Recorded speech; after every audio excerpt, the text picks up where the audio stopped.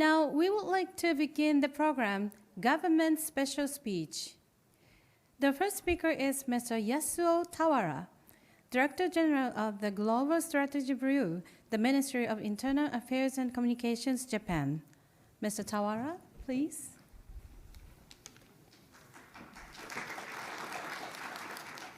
Good morning, good afternoon, everyone. But I'm sorry, I make my presentation in Japanese, so I use interpreter. 総務省の田原でございます。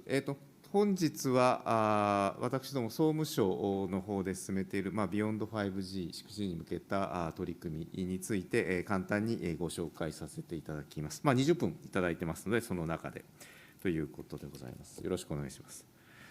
で、これは一般的に言われている、サイバーフィジカル、サイバー空間とフィジカル空間、これが今後、この情報通信ネットワーク、いろいろ IoT なり、ビッグデータが IoT 経由でいろいろつながっていくと、それで我々の生活を豊かにしてくれるだろうということで、それを支える情報通信インフラとしての Beyond 5G ということで、我々は考えているというところでございます。で、その Beyond 5G がいろいろな社会生活、社会経済活動を支えるということで、いろいろ幅広く言われている、建設ですとか金融ですとか物流ですとか医療、いろいろな局面で、我々を支える情報通信インフラとして、次の世代 Beyond 5G、6G は期待されるということで、それにはということで、よくITU などでも機能の議論されていますけど、超高速ですとか、低遅延ですね、ローレイテンシーの部分だったりと、あと IoT を支える、いろいろどこでもつなぐ、いろんな概念は期待されるというところでございます。で、それを、どういった機能を実現していくのかっていうのは、いろいろまだ議論、これから詰まっていく部分だと思います。5G の延長としての超高速、大容量であったり、低遅延であったり、多数接続、こういう概念に加えて、私どもとしては、やはりセキュリティ、これは大前提ですね、信頼性と安全性。でその上で、ネットワークが複雑化しますので、自律的にネットワークが組んでいけるというのがあろうかと思いますけれども、やはりこれから求める、今回の能登地震、大きな災害で多数の方がまだ避難して、多くの方がお亡くなりになりましたけれども、こういった時でもつながるっていうようなことで、また、山あいでも、あるいは海の上でもつながる、そういったことが必要だろうというように考えています。で、とはいうものの、AI 社会が進んできて、大量の情報処理と一体的に進む中で、電力消費が馬鹿にならないという状況ですので、これを抑えていかないと、とてもサステナブルなシステムにならないということで、電力消費をいかに抑えるかと、この考えのもと、必要な R&D を国としても支援していこうという取り組みをしています。で、今まで、じゃあの議論の中で、Beyond 5G というのはどういうネットワークかということで、昨日今ご説明したところを目指そうかということで目標を立てていますが、ネットワーク自身としてはどういう S 型でになるのかということについては、こちらのイメージ図でいうと、下のネットワークインフラストラクチャーというオレンジ色のところですね、こちらは光ネットワーク、コアのネットワークはオール光処理で、電力消費を大幅に抑えると。でさらにその上に、無線システムが組まれるわけですけれども、その無線ネットワークの部分も地上系だけではなくて、衛星系ですとか、高高度のプラットフォーム、ハップスですね、こういったものと有機的に連携した形で、多層的なネットワークということで、どこでもつながる、あるいは地上のネットワークがダメージを受けても、最低限はつながる、そういったネットワークにしていくことが必要だろうということでございます。でそれが一体的にうまく機能するということで、そういったネットワークを組み上げる技術も含めてしっかりと取り組んでいく必要があるだろうというとように考えております。で、そのための、研究開発プロジェクトの視点ということで、ここに10個ぐらい書いてありますけど、これはその今申し上げたオール光ネットワークという技術であったり、そういったネットワークをインフラを整備していくにあたって、特定のベンダー、特定の方式にまで縛られることなくですね、オープンな形でできるような、極力さまざまな方が参入できるような環境を作るべきだということで、オープンネットワークという概念は大事だろうと思っています。その上で、そういったものを実現するデバイスの技術ですとか、ネットワークを組み上げる技術、あるいはその無線部分の技術、NTN の技術、こういったものを考えていくんだろうということでございます。で、そういったものを考えつつ、そういったものがどういうふうに使われるのかというアプリケーションも念頭に置きながら、さまざまな取り組みを進める必要があろうかと思っています。で、そういうさまざまな取り組み、特に研究開発をまず進めるということで、日本においてもそのファンディング基金、研究開発基金を設けて、民間の取り組みを支援するということを進めています。で、具体的このスキームズですけど、私ども総務省の方から情報通信研究機構 NICT の方に基金を作るためのお金を渡します。ファンディングをします。で、そこ NICT がファンディングエージェンシーとなって、産学のプレイヤーの方に必要な研究プロジェクトの基金を渡すという形になります。で、具体的にこちらの基金ですけれども、ちょっといろいろ法律上の問題とありまして、基金が2つに分かれてますが、旧基金とします上の段、2021年の春に作った古い基金の方は300億円ですね、の基金で、まず要素技術の研究開発を始めました。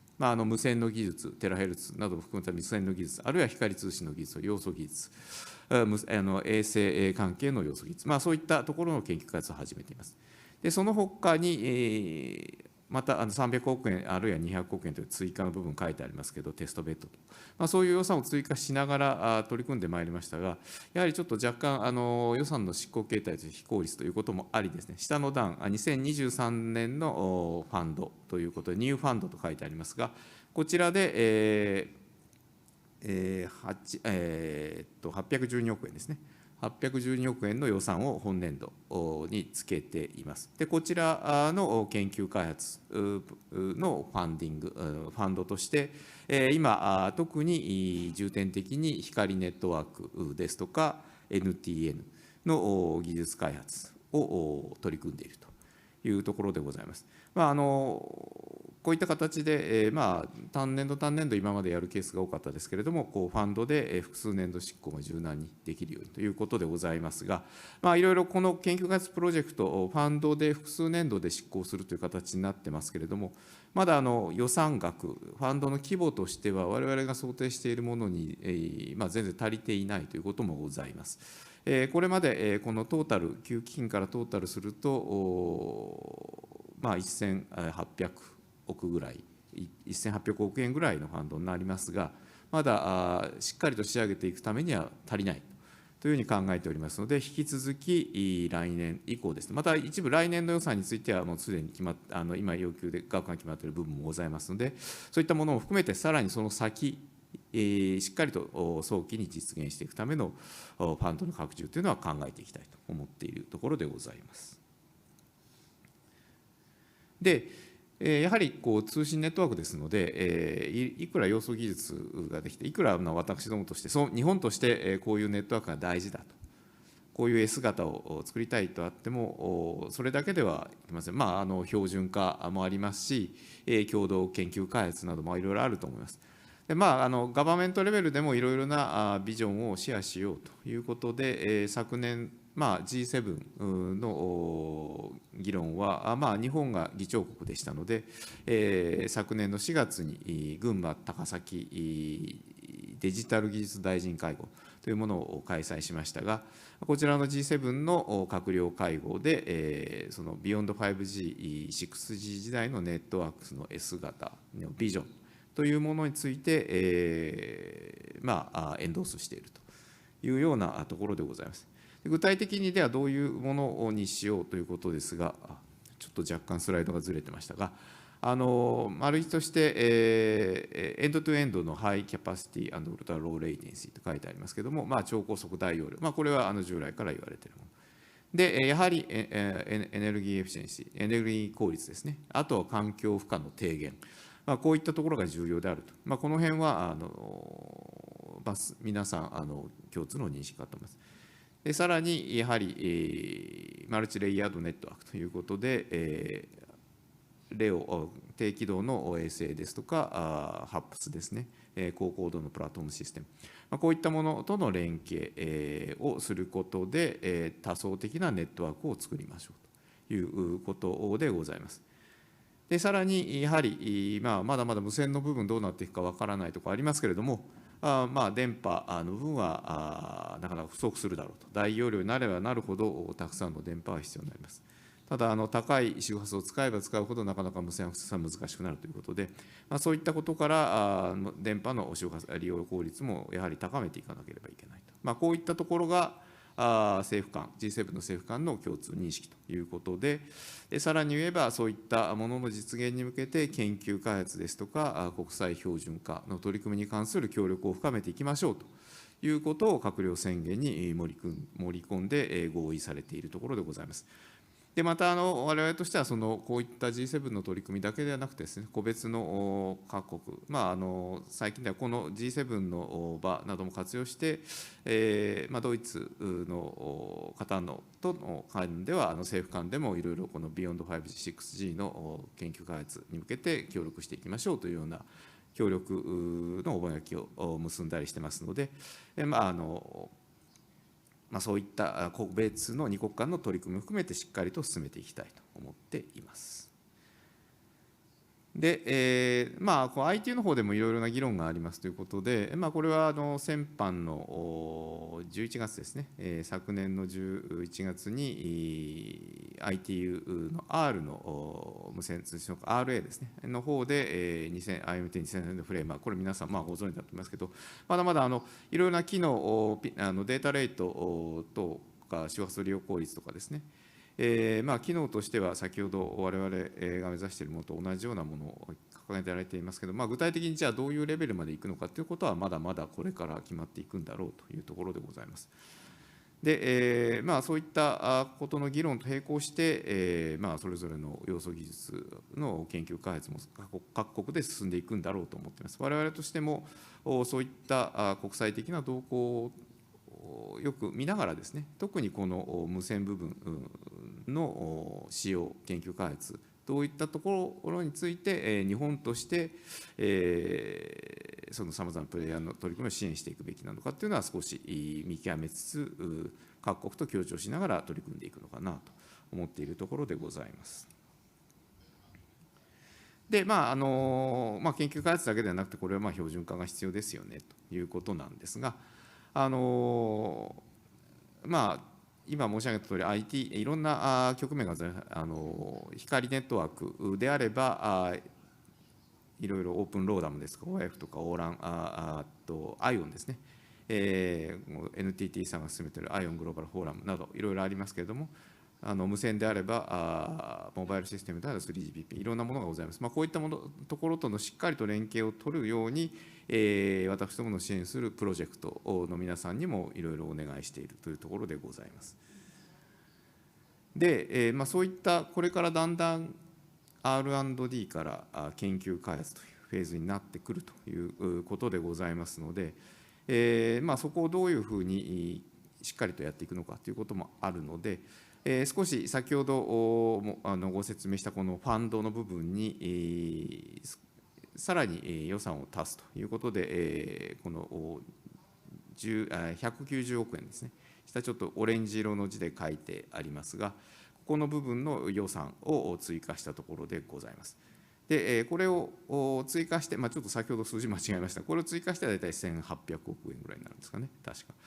で、そのぐらいで進めているわけですけれども、この新しく追加した部分は何をやるのかというと、まず先ほどご説明させていただいたこのファンドでは、光ネットワーク、オール光ネットワークの構成するさまざまな技術、あるいは NTN を構成するさまざまな技術という研究開発をしてきましたが、特にオール光ネットワークのところを、要素技術だけではなくですね、これは当然ネットワークですので、複数の異なる事業者間でもつながるように、あるいは国際的にもしっかりつながるように、標準化大事になってくるわけですけれども、そういった取り組みを強化する必要があるということで、そのネットワークがしっかりとさまざまなプレイヤーの間でつながるようにするための共通基盤的な技術の開発を支援しようということと、あと国際標準化にかかるコスト、取り組みにかかるコストを支援しようということで、この予算を追加しています。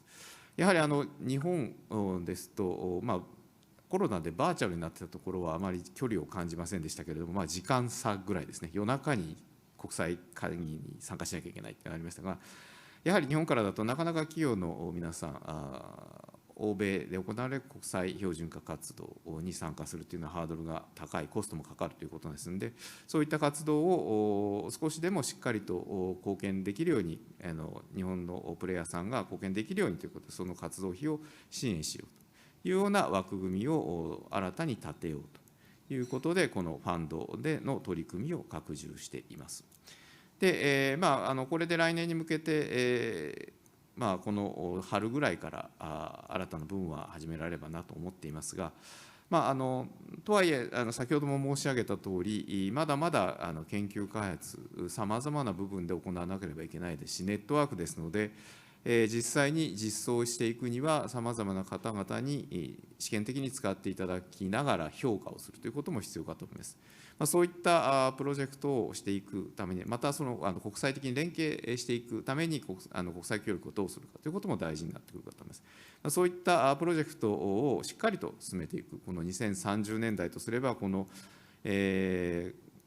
あと数年ですね、その間にどれだけしっかりと進めていくかというのが大事だということで、私どもとしては先ほど申し上げたとおり、このファンドの部分をしっかりと拡充して、そういうしっかりとつながる、さらに最初にご説明させていただいたさまざまな機能がしっかりと実現できるようなネットワークの S 型が描けるようにということで、少なくともそれに必要な技術をしっかりと作っていくということで、このプロジェクトを進めています。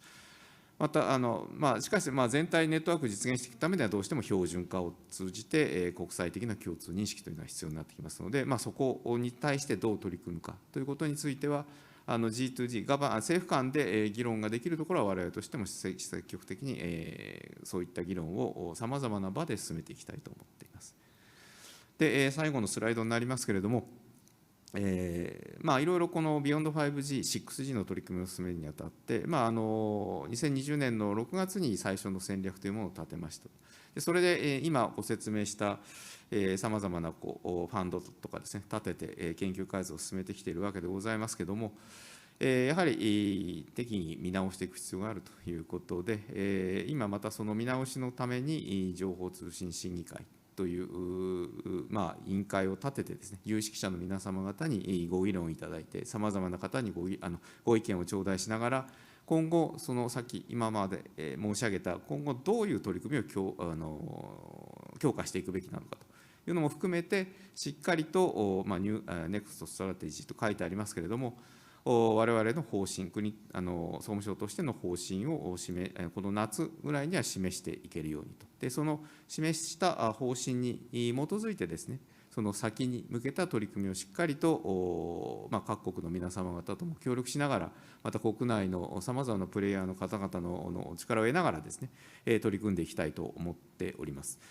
いずれにしましても、通信システムはグローバルである必要がありますので、こういった会議の場の積極的な活用ですとか、さまざま政府間、あるいは民間同士、技術レベル、いろいろ制度の関係、いろいろあります。こういった議論はしっかりと進めていく必要がありますので、引き続き、ぜひですね、こういう機会に積極的に参加いただければ幸いでございます。そろそろ時間になりますので、簡単な非常に雑白な話となりますけれども、私からのプレゼンテーションは以上で終わりにさせていただきます。本日はありがとうございます。Thank you very much, Mr. Tawara.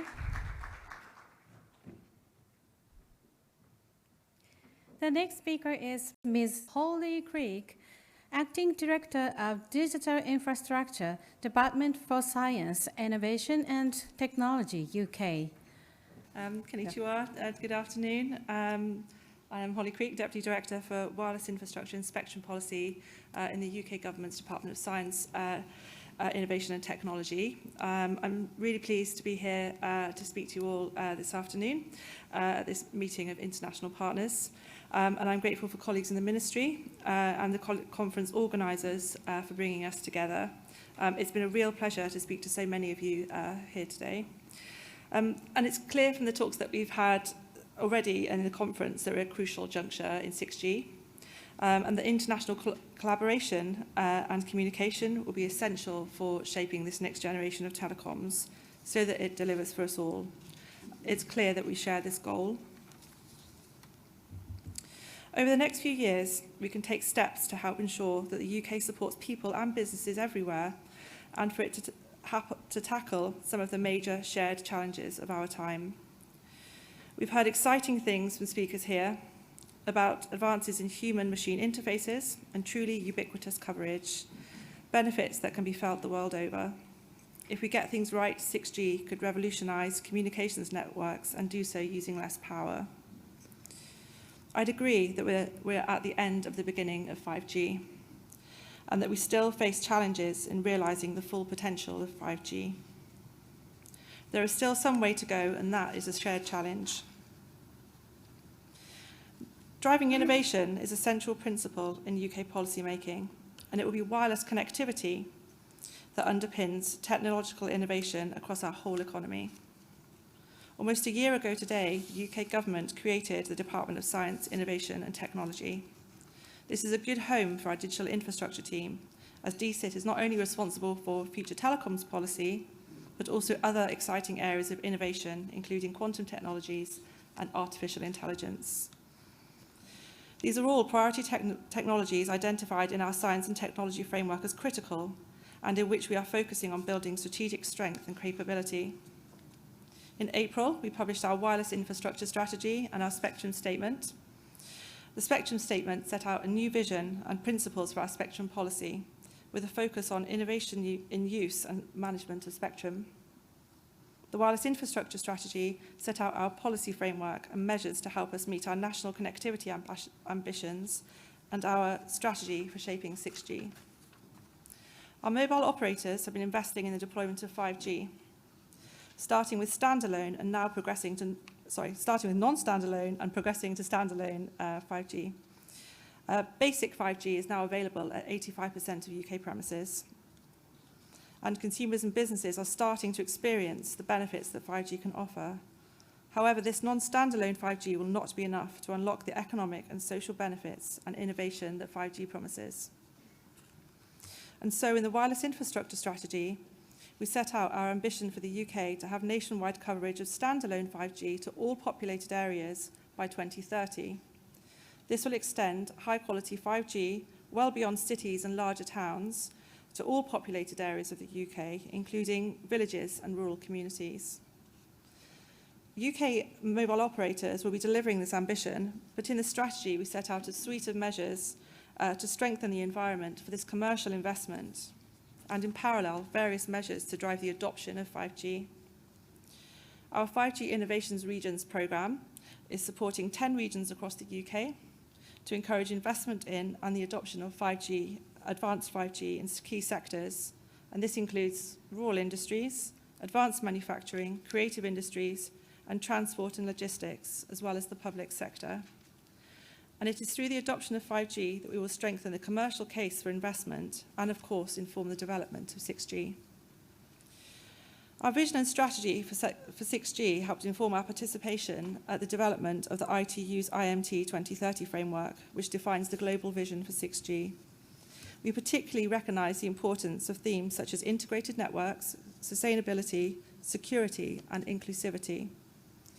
And for 6G to be commercially viable, we want to move away from the focus on arbitrary targets like 10 times faster speeds and to avoid the need for rip and replace deployment with each next generation of telecoms, and instead strive for a continuous evolution of mobile standards.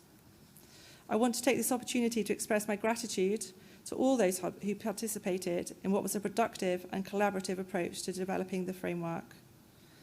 Through the ITU, we secured a consensus that will help avoid a fragmented approach to the development of the next generation of telecoms. It is a real testament to what the global community can achieve when we come together. It is the first international milestone in the roadmap to 6G informing R&D and standard settings. A cornerstone of our strategy is about investing in R&D. In the UK, we are fortunate to be home to brilliant academics and researchers carrying out pioneering work on future telecoms technologies. From the groundbreaking Li-Fi R&D Centre at Strathclyde and the University of Bristol's Smart Internet Lab, we have a wealth of academic knowledge in the UK, spanning research fields that underpin telecoms networks. We want to build on this foundation and guide a coherent approach to 6G R&D, working closely with like-minded partners to coordinate research activities and exchange knowledge wherever possible. Alongside our 6G strategy, we launched a new national mission with an initial funding of 100 million funding for future telecoms R&D. This investment is supporting our new future telecoms research hubs, which will facilitate coordinated research activities across 3 principal themes. The first of those is new techniques in wired and wireless spectrum, addressing this challenge of finite spectrum resource, including through spectrum sharing, spectrum efficiency, and spectrum augmentation technologies.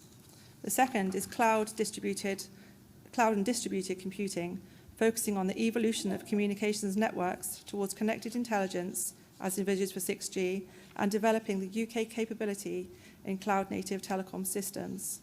And thirdly, the network of networks, focusing on the seamless integration of networks, including terrestrial and non-terrestrial networks, towards the goal of ubiquitous connectivity.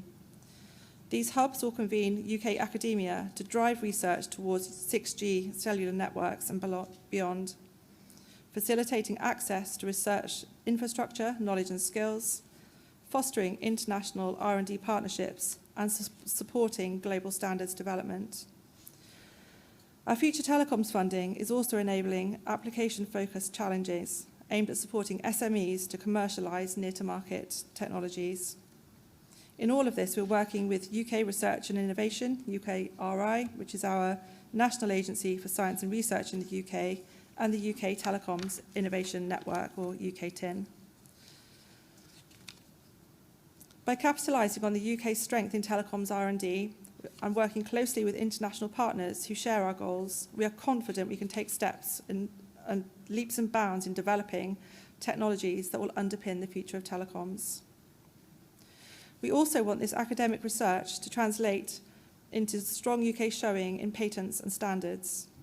UK-TIN will be supporting our research institutions to strengthen UK representation as standards development organisations such as ETSI and 3GPP. We're also working to ensure that those benefits captured in the ITU 6G global framework are now translated into sufficiently strong technical requirements and evaluation criteria. Spectrum is the lifeblood of wireless technologies, and no spectrum strategy would be complete without speaking to how this finite resource might enable our ambitions. In the UK, the regulator Ofcom is responsible for managing spectrum, and we have been working closely with them to support innovation.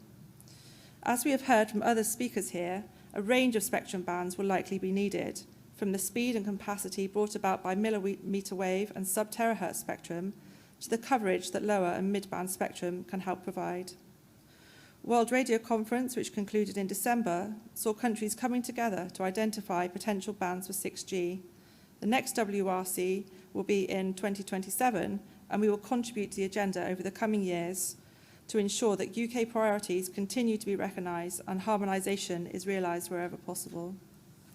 Ofcom has already announced its intentions for making millimetre wave and sub-terahertz spectrum available using an approach that makes use of both national and local licensing models. We also anticipate that spectrum sharing between networks will increasingly underpin future connectivity and will involve database-driven automated access. Ofcom introduced shared spectrum licenses in 2019 and will be automating the licensing process in the coming weeks. Ofcom has also recently developed a series of steps to develop this framework to enhance the supply of spectrum available, especially in the popular 3.8 to 4.2 gigahertz band, and to identify measures to support the growing set of users with additional flexibility. Building on this, we recently announced funding for a series of spectrum sandboxes to further investigate how the regulatory framework in the UK can be shaped to enable more extensive, flexible spectrum sharing. I've already spoken to the importance of international fora in supporting collaboration on common goals. I want to give a particular mention to the Global Coalition on Telecoms, which we created in October alongside Canada, Australia, Japan and the US, providing an important new opportunity to develop consensus on telecoms policy. As part of this launch, we published a joint statement of intent, setting out our shared commitment to secure, resilient and innovative telecoms networks. We look forward to the inaugural meeting in Barcelona later this month. In conclusion, through the UK 6G strategy, we've set out what we expect to see from 6G and how we will work to shape this next generation of telecoms. But while this is a national strategy, it has international collaboration running through its heart and its veins.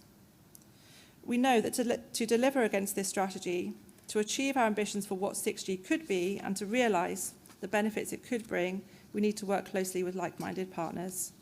I therefore want to reiterate my thanks to the organisers of this conference.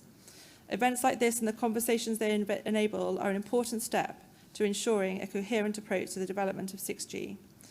It's a really exciting time to be with you all, and I look forward to continuing our conversations with you. Thank you.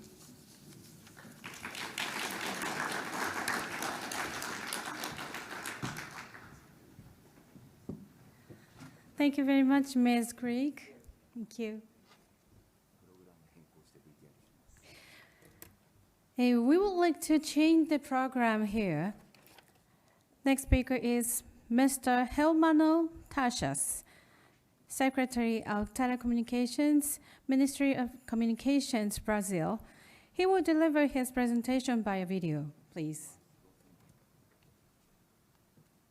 Good afternoon, everyone. It's a great honor to present the ongoing work about 5G deployment in Brazil and share our view about the 6G, showing how Brazil is participating in these discussions.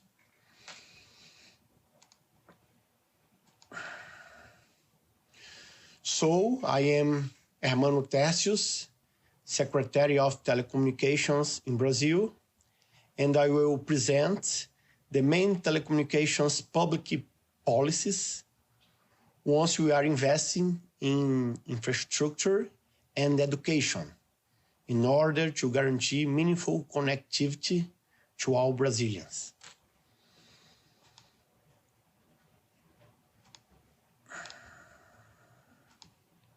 So, we will highlight the new Acceleration and Growth Program, the new PAC, the Connect BR program with the mobile telephony blitz, the Connect Schools program, the legal pole policy, and the Brazil 6G project that have many universities and some Brazilian research centers participating in it.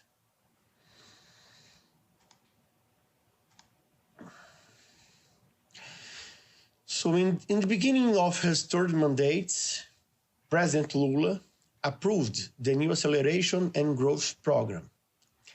It focuses in development and sustainability and has many axes, and one is related with digital inclusion and connectivity. This axis has 5 main objectives. 1, school and public hospital connectivity. 2, 4G expansion and 5G deployments. The third one is the information pathways in the rivers of the Amazon region. And the last one, the fourth, is the public courier services. And also, sorry, there is the last one is digital television. So we have this 5 main axis in Brazil for this PAC program, the Acceleration and Growth Program. So Brazil has almost 30 billion reais, almost $5 billion of public money related with digital inclusion and connectivity. This is an assured money to be invested until 2030.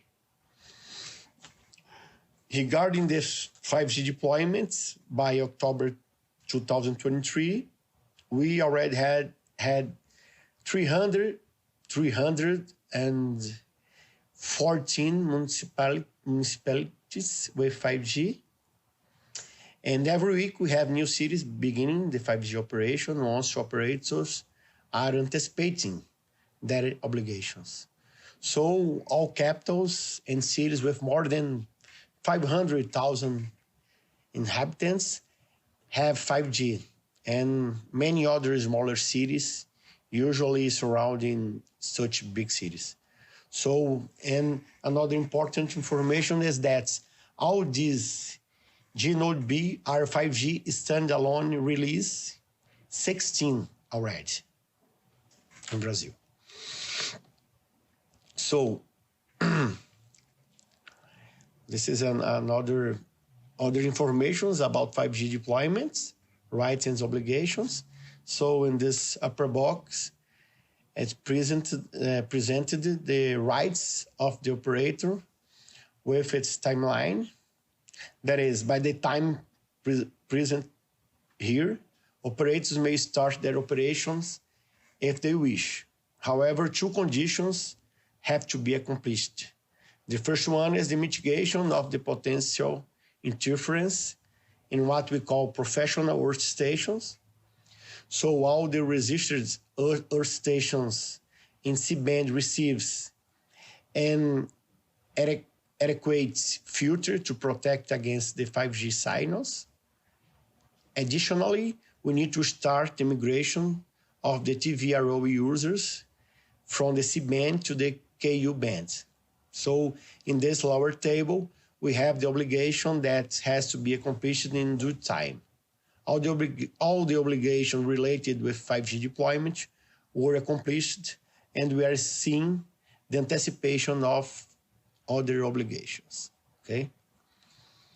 So still about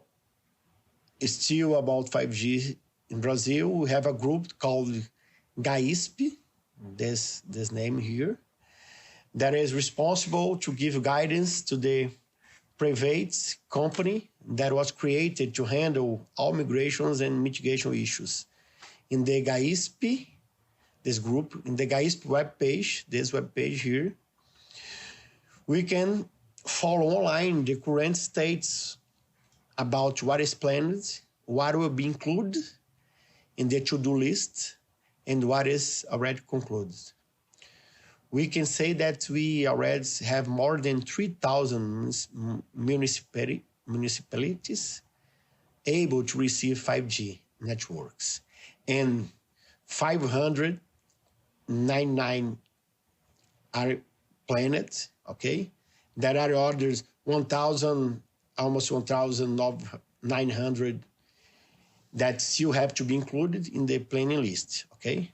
But we have these numbers, so these are the numbers for moments in Brazilian 5G network.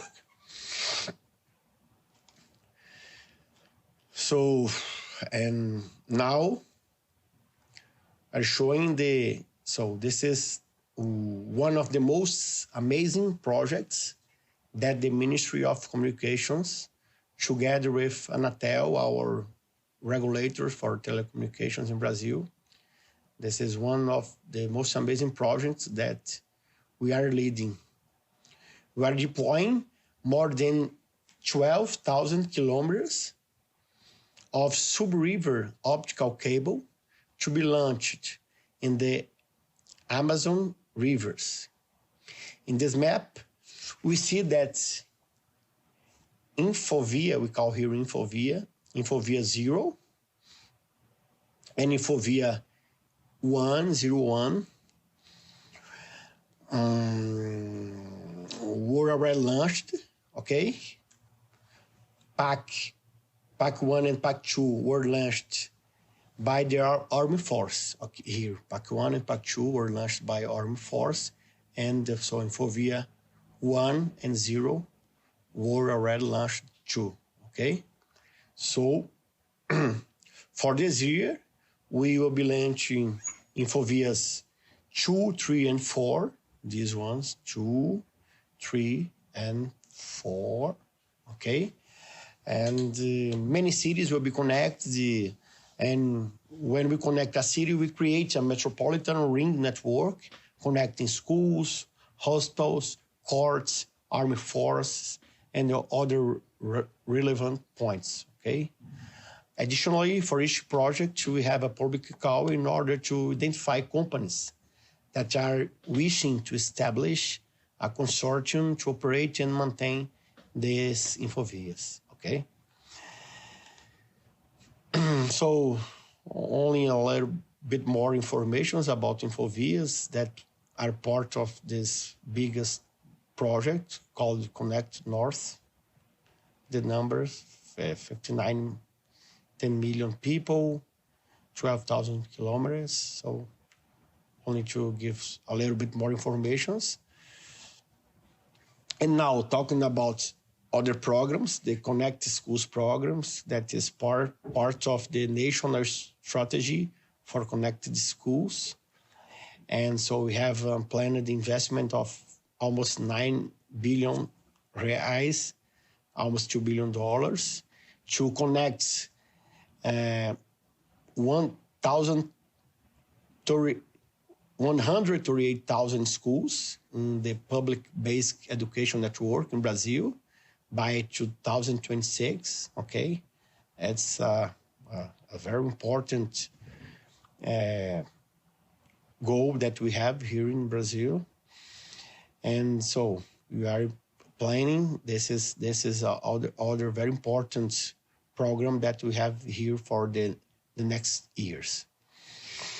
Continuing, so the Ministry of Communications also approved the national program to improve quality and mobile broadband coverage called in Brazil Conecta BR, in English Connect BR. In most capitals downtown, the user experience is good, but we wish that user in Brasilia or the user in a suburban area of a medium city, or even in a tribe, have very similar experience. So this user will be able to access a stream service or to participate in a video conference wherever he is, if he is terrestrial coverage, okay? So that's why that was established a quality objective that Anatel and operator will seek accomplishments. For 5G and 5G connections, we wish 95% of the measurements show at least 10 Mbps, and for 5G network, at least 100 Mbps for downlink, okay? So we also provide guidance to the regulator in order to evaluate and include in its regulations to direct-to-cell communications. We see in the right that around 10% of Brazil's area is covered by some mobile technology. With G2C, we have around 100% of coverage. Of course, the user experience will have limitations, but for those places that do not have terrestrial coverage yet, it will be a very important advance in the communications. Okay? So, continuing, we have also public policy related with poles. In one hand, we see a great revolution in the fixed broadband, mainly because of small and medium ISPs in Brazil. We have more than 20,000 ISPs in Brazil, okay? It's a very big number, probably the biggest number in the world of ISPs, 20,000. So some years ago, these ISPs were responsible for a small percentage of internet users, but now more than 50% of fixed internet users are small and medium ISP clients, okay? They have so majority of the users in Brazil. So one drawback was the increasing and not organizing the occupation of power distribution poles. So with this policy, this one called here National Pole Sharing Policy, we expect that telecommunications and electric power regulators approve a joint regulation in order to solve this very serious issue, okay? The guidance that we Minister of Communications, together with the Ministry of Mining and Energy, provide to the regulators are these 4 guides. Urgent need to organize the occupation of poles. Users of telecommunication services and consumers of electricity are the same people, focus on citizens. The value for occupying a fixed point must be based on costs, avoid intersectoral subsides, okay? And the possibility of specific conditions to encourage digital inclusion in remote and rural areas, okay? So this is another very important policy in Brazil. So continuing, we're living a digital transformation in Brazil. In the telecommunication sector, we rely on 3 main pillars, okay? A clear public policy with longer-term investments in infrastructure and education, okay? And the modernization of regulation, which includes making all necessary spectrum available in due time, and a good and stable economic environment. Okay, so with this, operators will invest in infrastructure, the market will receive new devices and people, and companies will buy them. With 5G, we see the movement to change B2C services to also include, to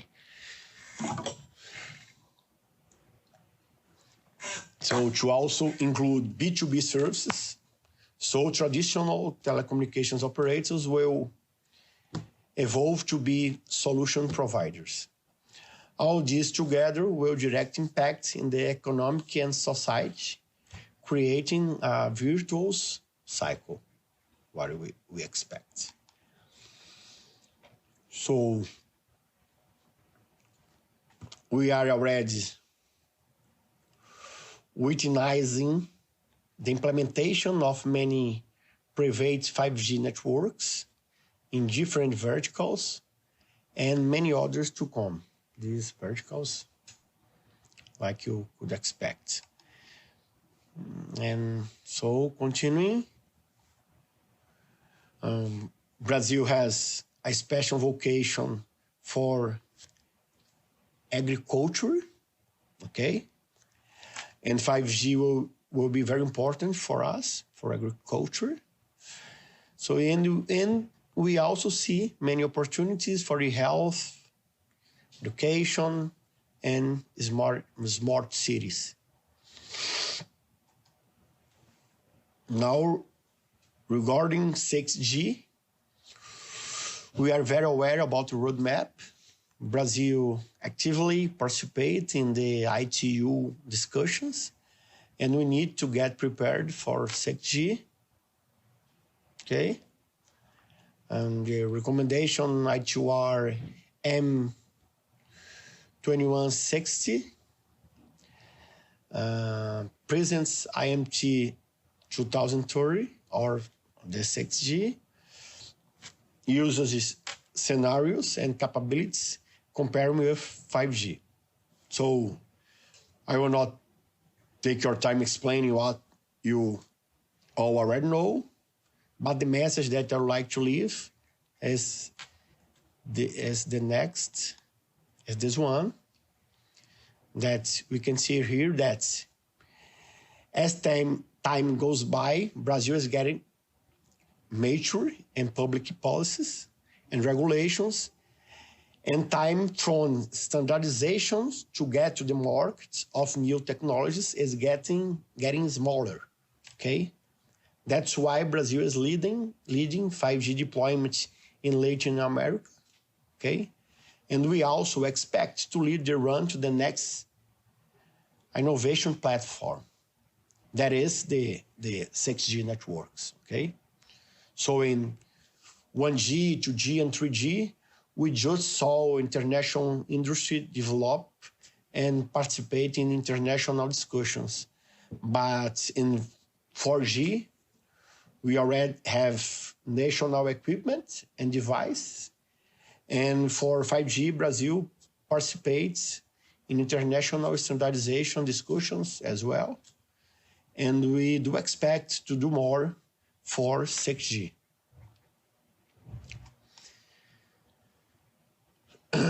So, talking about the Brazil 6G project or objectives, we have a very interesting academic project in Brazil that is an evolution of Brazil 5G project that has these four following objectives: long-term scientific research to make requirements on 6G networks, make Brazil an internationally recognized hub for 6G, coordinate scientific actions between universities in 6G networks, and create an experimentation environment to implement these proposed contributions under real operation conditions. These are the four objectives of our academic project in Brazil, okay? And almost in the end. Only explaining a little bit more about this project. This project already have some international collaboration, and we wish to strengthen and increase such collaborations. So in case you wish, we can put you in contact with Brazilian resources and universities, okay? So, this aqui, international collaboration that I have talked about.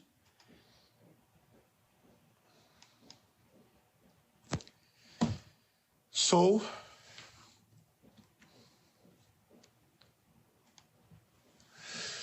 once more, thank you very much. And next time I wish to participate in person in such important events and visit Japan. Okay?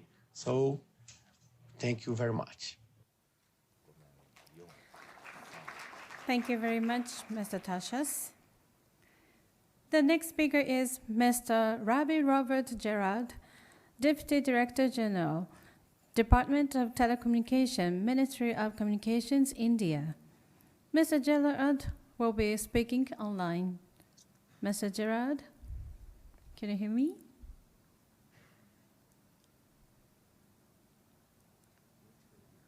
Can you hear me?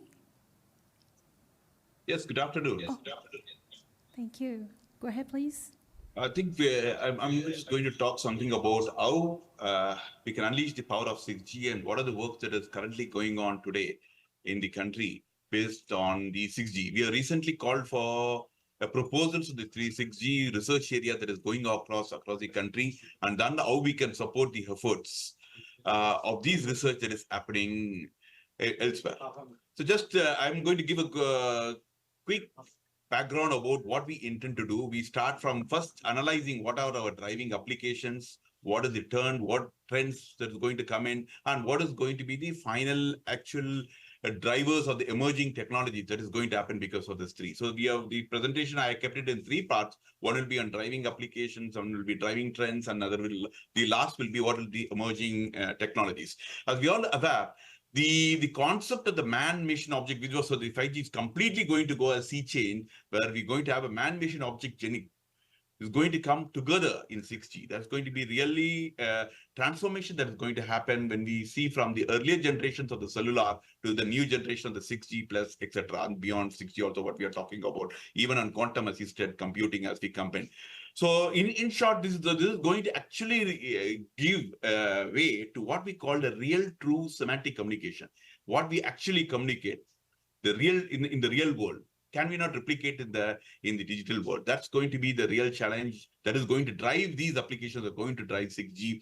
Maybe your 2G call today, whatever call we are making from A to B is a 2G call where we can speak or even we can have a video call.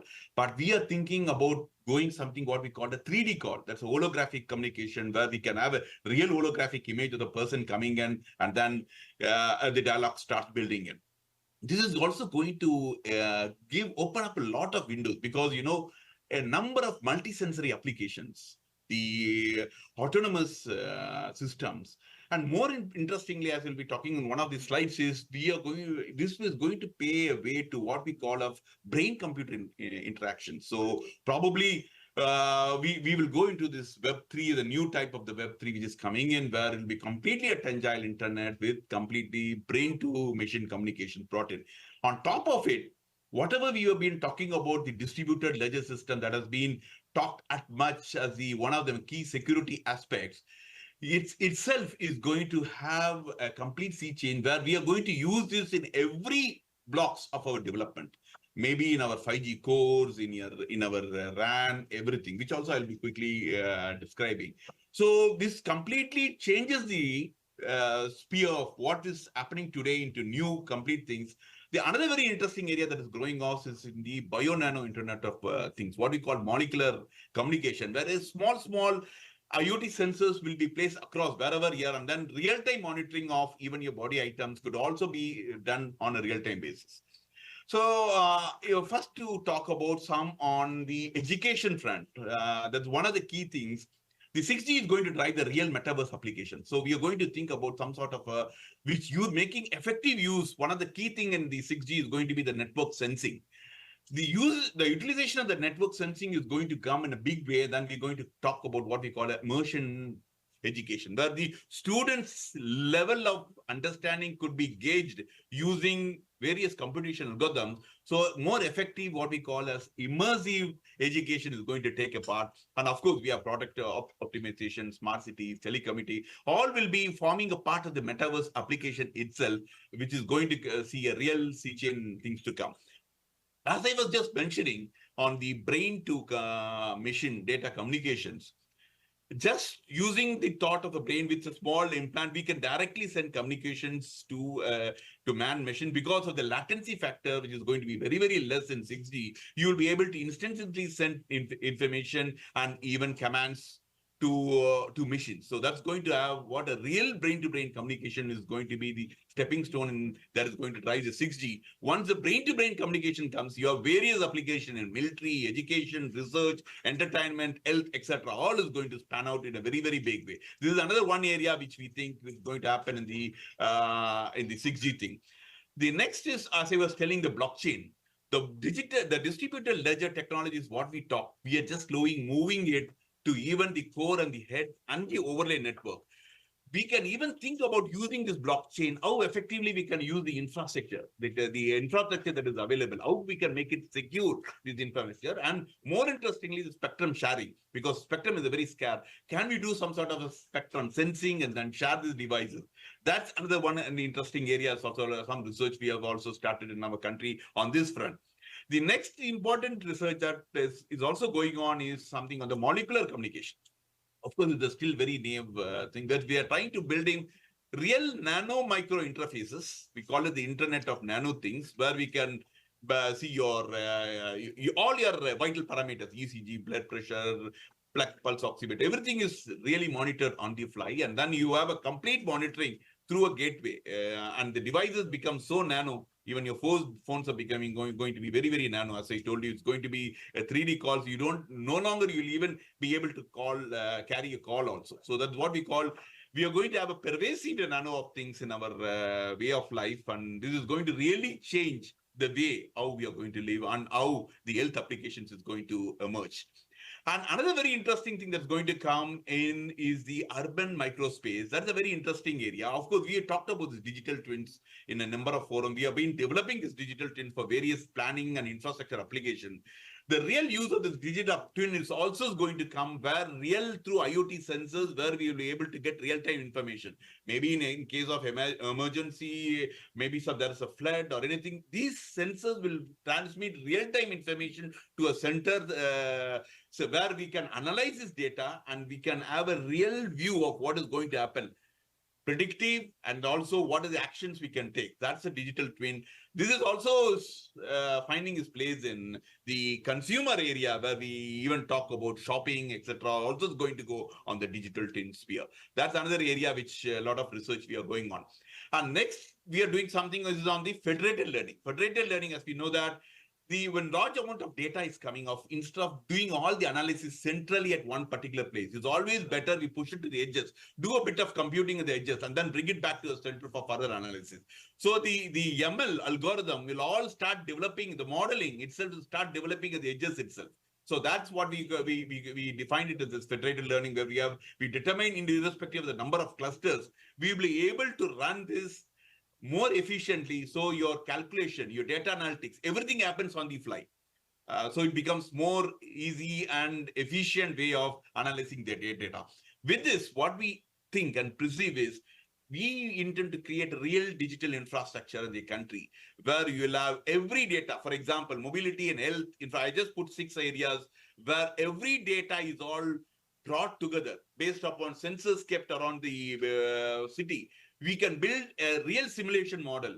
And in case of disaster, we have a problem, or in case of traffic congestion, we have a problem, or if in case of any health hazards, we'll have a problem. So all these problems could be immediately attended on the real time. That is what we think of a real digital infrastructure, which we are planning to build when the 6G really comes in. These few killer applications are actually driving the trends for what we have, the real 6G that has to come in the long run. Now, for this, as we all know, spectrum is very sad. Can we pack more number of bits per spectrum? What is going to be is reliability. That's going to be the key thing. The next very important thing is so long we are talking about spectral efficiency in terms of error. Can we move to what we have, the volumetric spectral efficiency? So where we are able to calculate it per volume. And we were also talking about SON networks being developed in the 5G things. In 6G, we are trying to go a step further. Probably we'll be defining self-sustaining networks, where the networks will sustain itself because of this criticality. Without any manual intervention, the network starts sustaining on its own. And that will help really in a great thing. This is going to lead into actual convergence of communication, sensing, control, localization, and even computing. And as I was telling, the smartphone era itself may see its end, because all are going to be miniaturized. The phones are going to be called maybe with small nano cells, which a small nano chips which could be placed, and they can make calls or receive calls on holographic communication, which means the smartphone itself will take a complete sea chain that is going to happen. And critical things, I'm sure all of you are aware of this key aspects of the 6G, but just to show, we are going to target something like 10⁻⁷ connection density per kilometer in 6G. And the spectral efficiency, whatever we have to increase the spectral efficiently at least 15 times.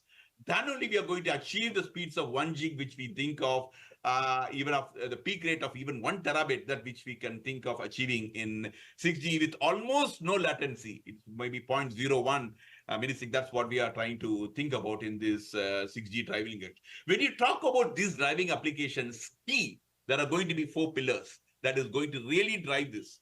One is the first new thing that is coming up, what we call the AI native communication. So can we have everything controlled as a native itself? For example, if you see whatever we have, the data, the images, the haptic information, the information that is available as haptic itself, I'm not doing any digitalization, simple haptic image information.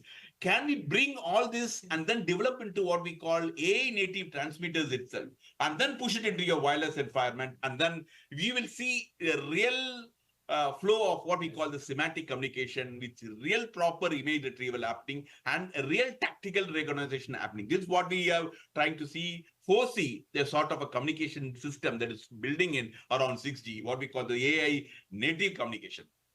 Another key pillar of the 6G is, as we all know, is network sensing, because this is having a lot of advantages. Like I already mentioned, immersive education is one of the pain where we can really see what is happening using this network sensing. So, which means you can have gesture, activity recognition, augmented human sense, the presence that is available. All this will help in your communication signal itself being going. This is another key pillar that has also been really connecting up. On the other side, as we talk about intelligence, now we know a lot amount of data is coming in, it's been assimilated. Now, the devices, what we are going to have, the small nano devices which we are going to build in, should also have sufficient on-device intelligence. So most of the intelligence of the small level of even a small level of machine learning of on modeling that is happening could also happen in these devices. So they become the on-device intelligence. Then we have the edge intelligence, then even the cloud. So the entire layer is really going to split up into different area in 6G. That's what we are thinking of visualizing. And a real application scenario, as you can see in the bottom, where you have health, industrial IoTs, various advantages all merged together, seamlessly working for having high data rates, and with low data latency. That's going to be the key of the 6G achievement. Actually, the other enabling technology, before I go into the details, I'm not just, all of us are aware on the technical front, what actually 5G IMT 2020 brought to the table. The 5G, first we brought about the EMM, the extended mobile broadband, and the URLC, the ultra reliability, low latency, and the MTC. These were the three key corners of a triangle, we will say, that helped us in building this 5G network for gigabits per second, doing smart homes, really doing augmented reality, building in industry automation, self-driving car, etc. Now, instead of directly going to a 6G, there is something building up. A few firms are coming out altogether. 5.5G. What we tried, this triangle, we slightly make it as an hexagon, where we brought in what we call the RTBC, the real-time broadband communication, and the UCBC, upload communication of the broadband communication, and a bit of HCS. HCS is nothing but human communication systems, where we can also communicate. And by this, we are trying to slightly extend the triangle to what we have, hexagon thing, the 5.5G we call it, and the real 6G. As we can see on the right-hand side, brings out everything from holographic communication, federated learning, native AI networks, machine vision, the industry 4.0, what we talk about, the network sensing, autonomous driving, everything, but for which is slightly each of these hexagons further extend into cognitive. For example, EMM, EMBB and RTBC, we are bringing another CAOC, but the cognitive agile extended communication network, or we have the extended density URLC, ED-URLC that is coming in between URLC and HCS, or the computer communication network that's going to be between the MTC and the UCC. So via which the entire scenario of 5G is going to completely change, as we can see, bringing out a real model that is have a long-term advantages. Next, going into the actual, now after the driving trends, we also see what is going to be by enabling technologies. The key enabling technology is what first is we're going to have the energy transfer, harvesting, because a lot of devices going to come in, are going to have effective energy harvesting and transfer happening. That's one key area.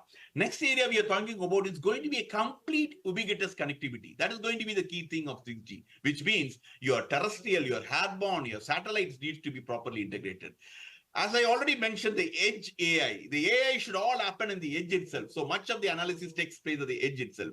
And then what we are trying to see is something coming about the intelligent surfaces, which means suppose we have two aspects. Today we have one base station serving a number of n number of users, and it is cellular structure.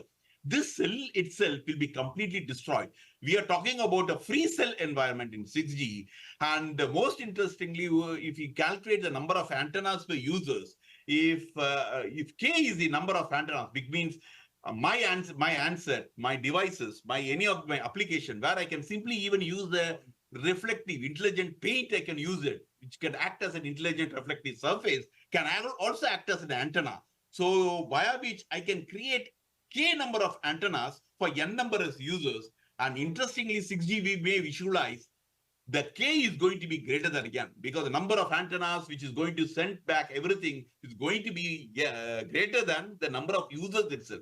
So efficiently, we'll be able to managing the speeds, the latency, etc. That's what is the vision that are available, and more. And because of the frequency thing, we are also think about how we are going to have an integrated frequency band for these transceivers coming on. These are a few areas of the enabling technology that is going into the actual front, which actually will give rise to a complete new infrastructure, a new services, and a new media, which means you're talking about a new infrastructure being built, which is completely an integrated terrestrial space where you have the terrestrial, airborne, satellite, everything interfaced together. The cloud is moved to the federated networks. We have the cloud PLC coming in, and all are built on what we have, the trustable infrastructure using the blockchain technology, distributed ledger systems, which is being used. And most interestingly, all this is going to play which what we have, the complex intelligent transportation system, where the transportation itself will become very intelligent for various other, so there's to avoid traffic congestions, etc. This is on the infrastructure side. Similarly, a lot of new services like remote surgery will be a real actually happening, virtual tourism, painting, etc. These are some of the things. And even the gadgets, the new gadgets is going to be completely different. It's all going to be completely human-centric, where I can dictate to my devices, wearables, my glasses, my shoes, everything is going to be on a human-centric 6G communication, which is what we visualize it, which all leads into actually the vision of the 6G will lead into these four critical areas. First is your SAGINs, your surface, or what are the aerial or ground, all has to be ubiquitously connected. That's the key thing. Next is, how do we, as I told you, K and N number of antennas of the users, how are we going to increase this deep connectivity using my K? How I'm going to increase my IRS assisted deep connectivity? That is going to be another key thing.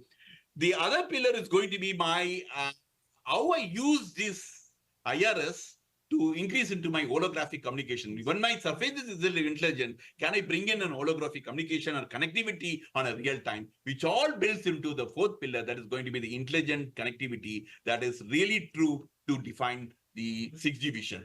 With these talks, we can see a lot of different areas that is all coming up. As I try to capture some of the key areas of growth that is happening today. We are talking about concepts of everything. We are talking about the artificial neural network for communication, quantum teleportation. How can I transport information or long distances without loss of data using quantum? We are having the quantum teleportation communication networks is being taught about. The SC2W, there is human-centric cognition-based wireless access framework that is being getting developed.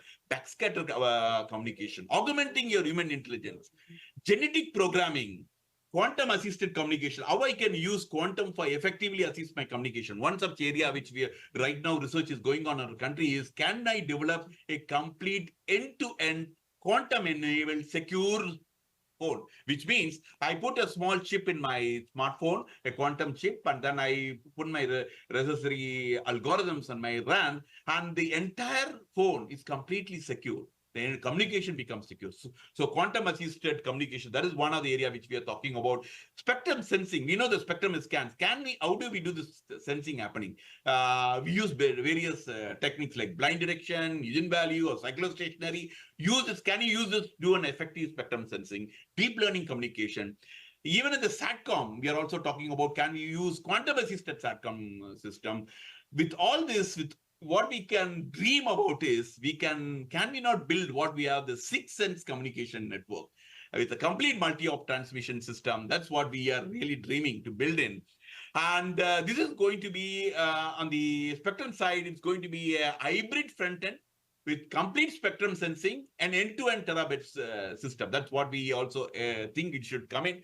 A complete AI solution that is built for intelligent, cognitive, and it is a self-sustaining network. As I tell you, we are just moving from a SON network to what we call the SSN network, a complete self-sustaining network where the network sustains itself even if there is a failure. And on the security, it's a very critical component when we open up the complete standardization efforts itself. So we go into what we call endogenous security technology. There's a new technology coming in. We talk about new infra coming in, satellite for global coverage, integrating innovations to the ground, liquid ionization. This is one area which I like to talk about. A lot of research is going on how we can make antennas and cells fluid antennas, liquid ionization system, which means can I use mercury, which is a liquid metal, which could tune my frequencies efficiently and run the network. That is one area which we are trying to think, and a lot of discussion going on. We are talking about a complete cell-free macro MIMO network with a holistic security solution. As I already mentioned, the government of India recently opened up proposals from academic institutions, so that we are trying to recap what is happening in the country into real specific areas of whatever I was mentioning, so that we have a focused area and approach to go forward in the next step. Essentially, the 4 pillars: the ubiquitous connectivity, the intelligent reflective services, how efficiently we are going to do, and more on the security and the blockchain stuff, with the one which we are thinking to concentrate. Probably we are hoping in the next few months to have a real crystal clear area about how we proceed on each of these aspects. Apart from that, we are also working on real efforts of standardization also on this quantum bill. Of course, I'm not going to this is one of the proposals of one of the papers has been told of, which can really detail into the algorithm level of how actually the data signal is flowing, how we are trying to have a distributed neural network, how cloud servers are going to come in, how the decision management is happening, how the resource availability has been taken. A real what we call in, I think if you are aware of the free space sphere, we used to have some sort of a database being built, which will keep capturing the spectrum. Similarly, we are thinking of having some sort of a reserve pool. So we call it as a resource pool, where the reserve block will be reserved according to the usage. That is one idea. This is a simple sample thing of one of the research papers that has been published out. With this, this gives us an overall idea about the complete illustrative example of the different types of layers and side levels available in the 6G network, what we call the beyond 5G network. If you see on the left-hand side, we have a complete interface of underwater, ocean, land, air, space, complete ubiquity. And we have all the layers being covered, and we can see even your body itself can act as a band, the body area network. We talk about large intelligent surfaces. We are talking about gateway for RANs. We are talking about fluid cells, as I mentioned you, and smart offices, how, etc. This gives an overall idea of how actually we, an illustrative example of how the 6G can actually span itself from massive IoT, tiny cells, free cells, fluid cells, the millimeter wave really coming into effect, multi-terahertz real use, visual light communication, fluid antennas, LIS, vehicle to X trafficking, intelligent caching, energy harvesting, how can we efficiently manage the wireless access in the backhaul, and real integrative of all the, the real ubiquitous connectivity. All this will now go to what I already mentioned as the quantum-enabled thing, where we'll have the quantum-assisted communication, how quantum will help us in some of the areas of the communication. That's another thing which will actually go beyond it. With these few things, I think we have tried to create and take out a few areas of these enabling technologies where we are trying to focus on and bring our focus in the country. Like, for example, in the terahertz band communication, what is the fabrication and testing of antenna arrays? So what are the real-time control algorithms we can build in? The communication protocol for coordination can happen, the protocol design. And in the ICS, what we have, the reflective intelligent surfaces, always there is going to be a standoff between the dimension what we do and what is the energy that it consumes in these intelligent services. How do we do that? What standards we have to bring in? What AI and optimization we can build in? What are the smart resource we can do in? And going to the intelligence, what we call the pervasive intelligence, can I build in real algorithms, a generalized algorithm for a broad use case application? Effective comparison metrics can I put in? And because we don't have a quality data sets. So without these quality data sets, how do I manage this pervasive intelligence? Network automation, how accurate we can try to do it. Reconfigure, I told us through the use of fluid antennas and fuses, can I reconfigure my transistor receivers automatically? Reprogram and circuits, interconnects, antennas, how do we do it? A novel way of integration and packing these techniques needs to be built in. Spectral energy, efficient use of the backspectral communications, some of the areas, Internet of Space things. We are looking at having a real cell-free massive MIMO application where we can really do the user scheduling, optimizing of these APs. And the key Internet Nano of things, how do we do the power efficiency optimization, network protocol design, the bio nano things, and the last, of course, we have kept it as the quantum communication where real development needs to be built, where also research is going on. We are also building in some quantum machines, and we maybe even offering quantum as a compute services also. So can we start building algorithms? Already the country is making a number of efforts to write algorithms for this quantum. How do we still fine tune and build the entire society? These are some of the areas that is happening in our country. I'm very sure we look forward to have more cooperation and coordination with of course, Japan and its partners and the industry itself to see how can we create value add for the next generation of the telecom, which we are talking the 6th generation, and even we start doing the beyond 6 using on quantum. Thank you for the patient listening, and that's all from my side. I'd be glad to see if any answer any questions. Otherwise, thank you. Thank you very much, Mr. Gerard. Thank you.